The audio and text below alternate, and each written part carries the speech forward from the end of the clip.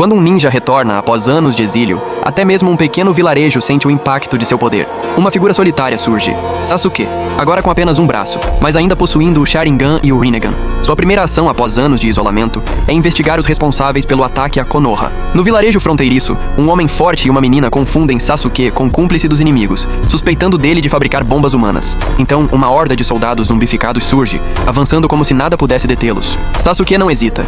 Com um flash de seu Sharingan, usa Genjutsu e coloca todos sob hipnose. A fama de seus olhos não passou despercebida. A menina e o homem reconhecem imediatamente sua identidade. Eles agora precisam explicar. Por que confundiram Sasuke com alguém perigoso? O velho local parece saber algo, mas permanece em silêncio, resistente. A menina, desesperada, afirma que não entende nada.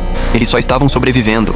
Um elogio inesperado à filha do velho desperta sua atenção, e ele corre para proteger a menina. Sasuke observa tudo, silencioso, pronto para agir novamente.